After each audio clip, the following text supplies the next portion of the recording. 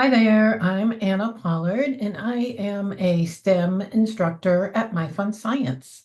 Today I'm going to talk to you about bits and bytes.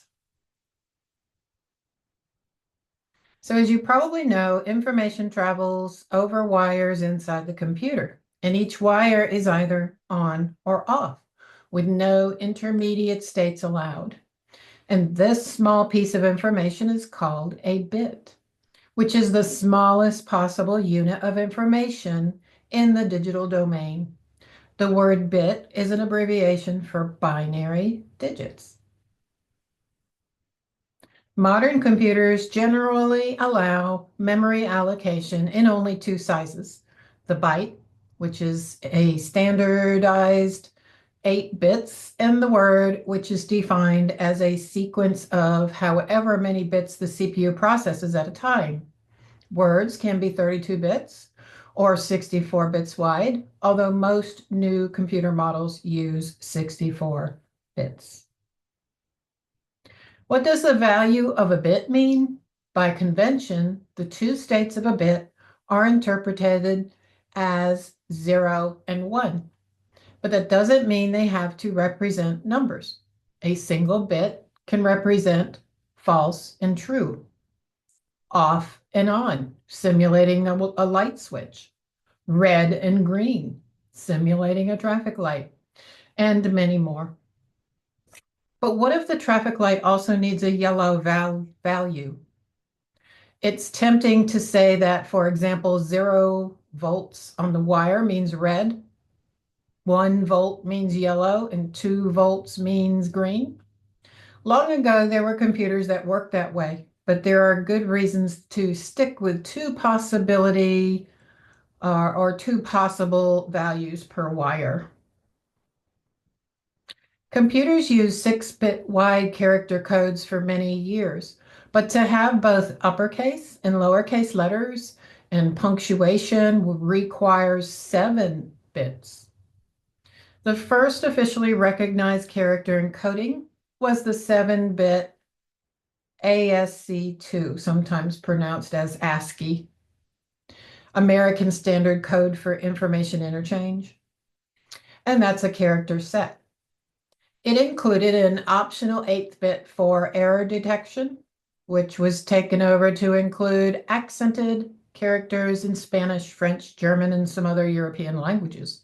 For example, there is an accented character in the name of the main developer of the programming language called Snap, um, which is Jens Monig, who is German. The closest English sound is a U, as in lunch. So his name is pronounced Jens Monig. So Unicode is a universal character set that defines all the characters needed for writing the majority of living languages in use on computers. The Unicode standard covers almost all characters, punctuations, and symbols in the world and enables processing, storage, and transport of text-independent platforms and language. As the use of computers and the internet spread around the world, people wanted to be able to write Chinese, Japanese, Arabic, Russian, and so on. And the Unicode character set supports about 1,900 languages using 32 modern alphabets and 107 historical alphabets that are no longer in living use. The complete Unicode character set includes 136,755 characters. The actual computer representation of Unicode is complicated. The most straightforward representation of Unicode uses one 30-bit word per character, which is more than enough. But program developers consider that an inefficient use of computer memory, and also a lot of old software still in use, was written when 8 bits per character was standard. So Unicode characters are generally represented in a multi-byte representation, where the original 128 ASCII characters occupy 1 byte, while other characters may require up to 4 bytes. It's also possible to use a multi-byte sequence to tell your word processing software that you want to use 1 byte or 2 byte codes to present a particular non-language alphabet. Okay. So a binary sequence, also called a bit stream, is a string of ones and zeros.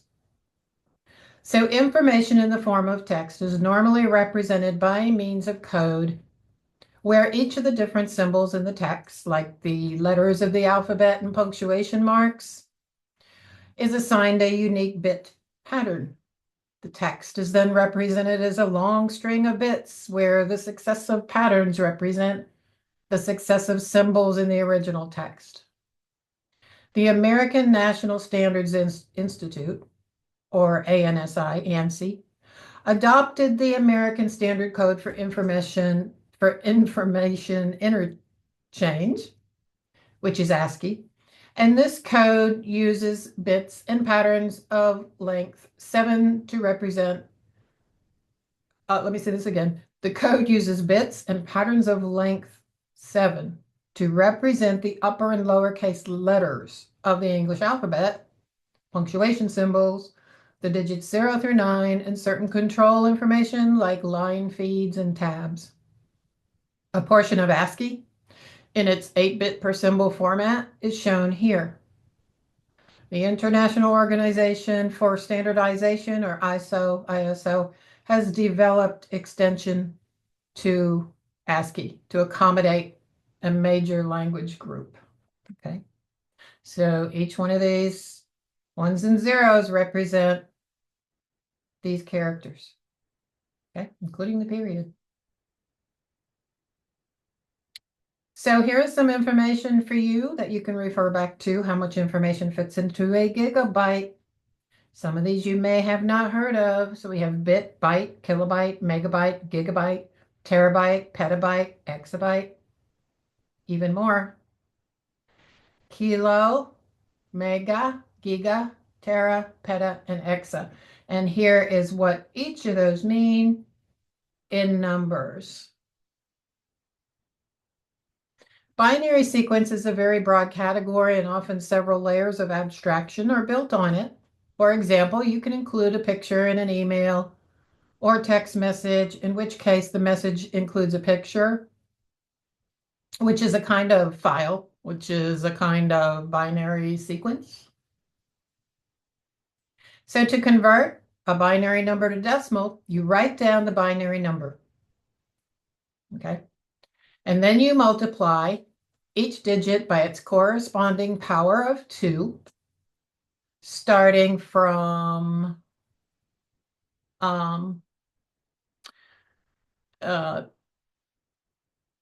2 to the 0 power on the right, and add up the results. And essentially you are adding the place values of each one in the binary number, where the place values are powers of 2. Okay. And then you would add these all up.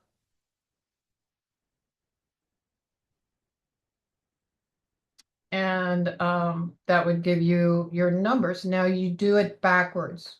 110, 110, 111, 110, Now this one's the same, forward or backward, but usually you do it backwards. Okay. So here you divide by 2. If you're going to do decimal to binary, this was binary to decimal. So if you want to figure decimal to binary, you would divide by 2, take your decimal number, divide by 2.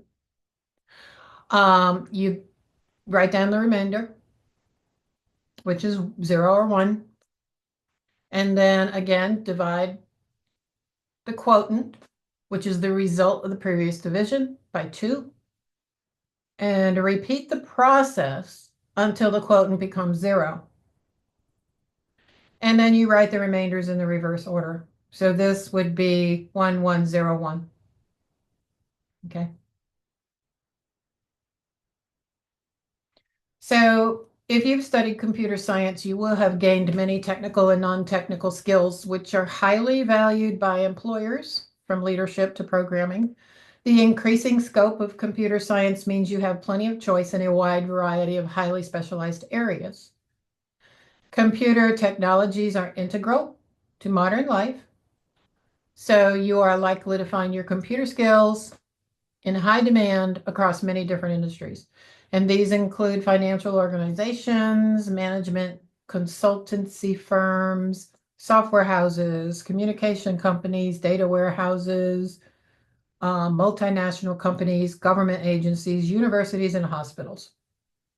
As always, it's extremely beneficial to have completed relevant work experience. You should also consider compiling a portfolio of your own independent projects outside of your degree, which could be in the form of programming, um, moderating online, or even building an app.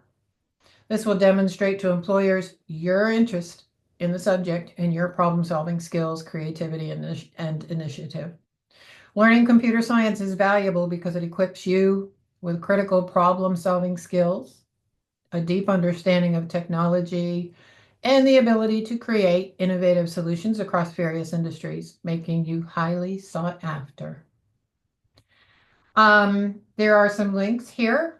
A link to my email if you have additional questions about the computer science and the programming courses at My Fun Science. There is a link to My Fun Science that will give you more information about our technology courses. And there is a link to my YouTube channel with additional, which I will be adding additional videos to that you might be interested in. So I hope you enjoyed learning about bits and bytes today, and hope you have a great week. Take care.